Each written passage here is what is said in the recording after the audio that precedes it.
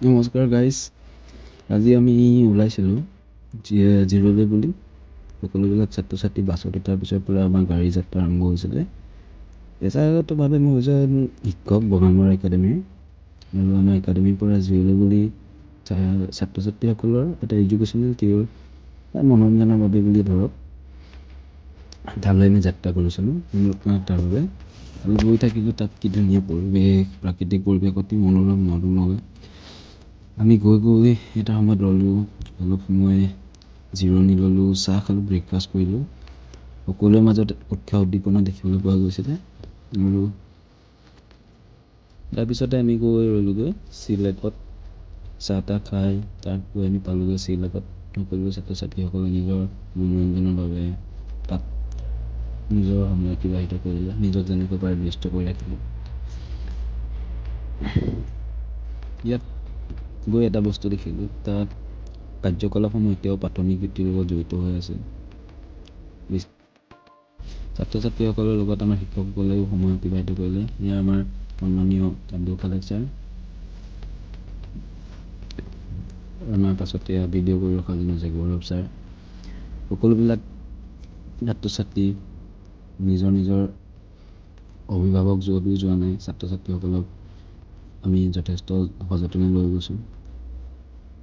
এয়া আমাৰ জিন্তু গগৈ ছাৰ আৰু এয়া আমাৰ বাইদেউসকল।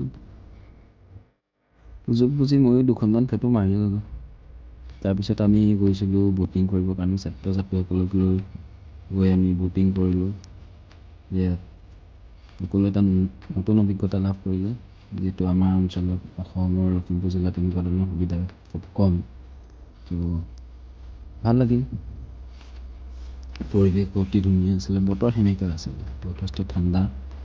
আৰু ঠাণ্ডা পৰিৱেশতে আমি সময়টো অতিবাহিত কৰিছিলোঁ। তাৰপিছত আমি ওলাই গৈছিলোঁ চিল্কা, বেয়া নাপাব, ভুল হৈ গৈছে, আমি কাছাৰ ৰিজৰ্টৰ বিষয়ে গৈছিলোঁ। কাছাৰ ৰিজৰ্টলৈ আমি গৈ থাকোঁতে এটা মুকলি পৰিৱেশ দেখিছিলোঁ, অতিশয় একা বেকা বাট, আৰু এই একা বেকা বাটৰ মাজেৰে আমি গৈ আমাৰ নিজৰ গন্তব্যস্থলত উপনীত হৈছিলোঁ। তথাপিও আমাৰ লখিমপুৰৰ বাটবোৰতকৈ এই ৰাস্তাবোৰ বৰ্তমান সময়ত ভালেই হৈ আছে। আপুনি যদি নিজৰ পৰিয়ালৰ সৈতে এটা সুন্দৰ সময় অতিবাহিত কৰিব বিচাৰে, তেনেহ'লে আপুনি তাৰ এনেকুৱা ঠাইসমূহ ভ্ৰমণ কৰক। নিজৰ ব্যস্ততাৰ পৰা অকণমান সময় অতিবাহিত কৰি আপোনালোকে তাত গ'লে নিজকে সতেজ কৰি ৰখাৰ নানা ধৰণৰ সুবিধা পাব। ইয়াৰ পিছত আমি গৈ পালোঁগৈ কাছাৰ ৰিজৰ্ট। কাছাৰ ৰিজৰ্ট গৈ আমি সকলোৱে দুই এটা বস্তু খাই লৈ আমি অলপ সময় ফটো ছেশ্যন কৰিলোঁ। এডাল পেঞ্চিল এডাল পাইছিলোঁ, চাব দেই, এই পেঞ্চিলডাল এবাৰ আমি কি আঁকিব পাৰে কওকচোন। তাৰপিছত সকলোৱে আমি এটা গ্ৰুপ ফটো তুলিলোঁ, আৰু গ্ৰুপ ফটো তুলি সকলোৰে লগত গ্ৰুপ ফটো তোলাৰ পিছত আমি ঘূৰি আহিবলৈ সাজু হ'লোঁ। ঘূৰি আহি মেলি আমি নহওঁতে খাদ্য গ্ৰহণ কৰি ল'লোঁ। খাদ্য গ্ৰহণ কৰি মেলি পুনৰ আমি যাত্ৰা সামৰি পিনি আমি পুনৰ ঘৰলৈ গ'লোঁ, ঘূৰি আহিলোঁ।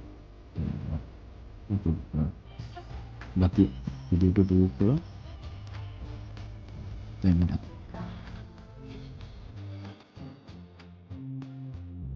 তোমাক বিচাৰো নগৰী